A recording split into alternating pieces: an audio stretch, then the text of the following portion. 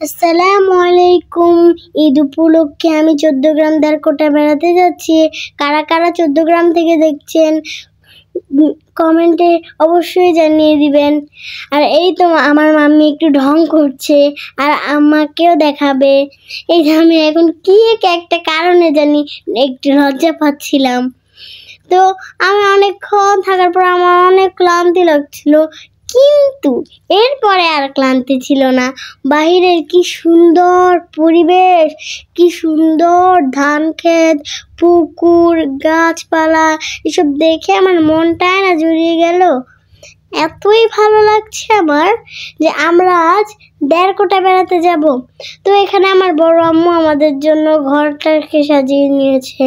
তো এখন আমরা আমাদের ব্যাগ ট্যাগ রেখে একটু রেস্ট নিচ্ছি, আমি আর আমার আদিল ভাইয়া মিলে। তো আমি ভাবলাম কি একটু রেস্ট নিয়ে আবার ঘুরতে যাব।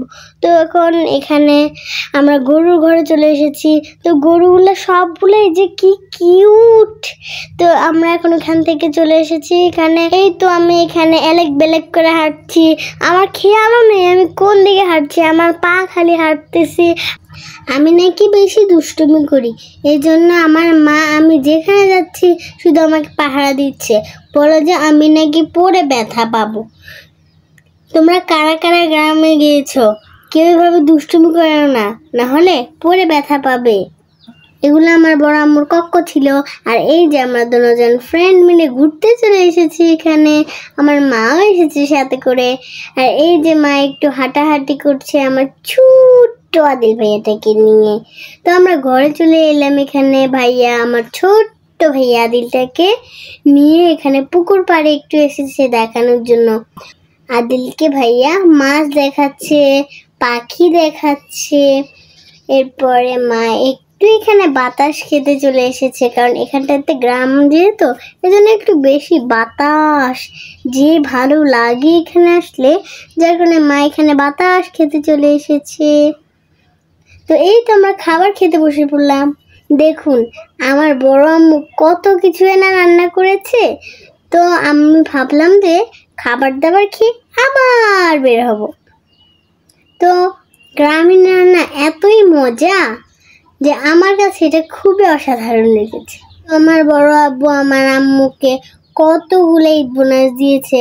শুধু কি বড় আব্বু দিয়েছে, অনেকেই দিয়েছে, বুঝলাম না। মামি শুধু আমার বড় আব্বুটা দেখালো, আর কাউটা দেখালো না। তো এই যে দেখুন এখানে কিছু বড় বড় লেবু গাছ, আর ওইদিকে কত বড় বড় গাছ আছে, আর ওই দিকটা গরু ঘর। তো আমি এখানে একটু বেশি হাঁটাহাঁটি করছিলাম, কারণ আমার কাছে হাঁটতে বেশি ভালো লেগেছে। তো এখানে এত মেহমানদারি দেখলাম, তাই ভাবলাম যে একটা কেকও বানিয়ে নিই, এই জন্য আমরা একটা কেকও বানাচ্ছি এখানে। তো আমরা সবাই মিলে এই কেকটাকে এখন কাটবো। এই তো আমরা এখানে চলে এসেছি। এখানে যে কলটা দেখেছিলেন, ওই কলটার পানি এখানে এই সেই গাছগুলোতে পানি দিচ্ছে, তাই এখানে গাছগুলো অনেক বড় হয়ে যাচ্ছে। তো এই যে এখানে ধান ক্ষেত, কি সুন্দর, আমার ধান ক্ষেত দেখতে খুব ভাল লাগে, এই জন্য আমি এগুলোর মাঝখানে গিয়ে হাঁটি। তো এই যে দেখুন মাম্মি এগুলো একটু দেখাচ্ছে, বুঝলাম না মাম্মি কি ধান দেখাচ্ছে নাকি নিজের হাতের মেহেদি আর ফুলটা দেখালো। এই যে কি ছোট্ট একটা হাঁস, এটা মনে হয় স্বামী বাচ্চা মা বাবা কেউ ছিল না, একা। আর এই তো আমি একটু বুড়ি সাজলাম, তবে আমি এমন বুড়ি আমার শক্তি আছে, এজন্য দুষ্টামি করি। এই তো এখানে আমরা একটু নাস্তা করে নিচ্ছি। মামি তো আমাকে কত জোর করে নাস্তা করছিল, কারণ হলো আমি তো একটু নাস্তা করার জন্য টেবিলেও বসছিলাম না, যাও খেয়েছি হেঁটে হেঁটে। আর এই তো আমার বাবা এখানে ঠান্ডা পানিতে গোসল করেছিল। আর এই যে এখানে আমরা সকাল সকাল হাঁটতে চলে এসেছি।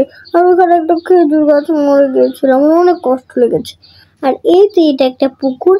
তো এখানে নামার পর আমার একটু ভয় লাগছিল যে কালো এগুলো কি, এটা তো পুরা পুকুরে ভরা। তো এখন আমরা চলে যাব এখানে। তো আমি চেয়েছিলাম ওই দিন যেখানে গোসল করব। তো আমরা এরকম আরেকটা বাড়ি আছে ওনাদের, যেটাই আমরা ডুববো। কিছুক্ষণ ঘোরার পর আমরা নাস্তা খাবো। তো এই যে আমরা নাস্তা খেলাম আমি, আর এই যে এখানে আমরা চলে এসেছি। দেখেন কি সুন্দর আমগুলা, এখানে দেখুন কি সুন্দর সুন্দর আম। আর এখানে ছাদ থেকে আমরা গাছটা খুব সুন্দর লাগছিল, আর পুরো ঘরটার ভিউটাও খুব সুন্দর লাগছিল। নাস্তা খেয়ে আমিও ডিপের পানিতে গোসল করে নিচ্ছি। এই যে এখানে পানিগুলো এতই ঠান্ডা,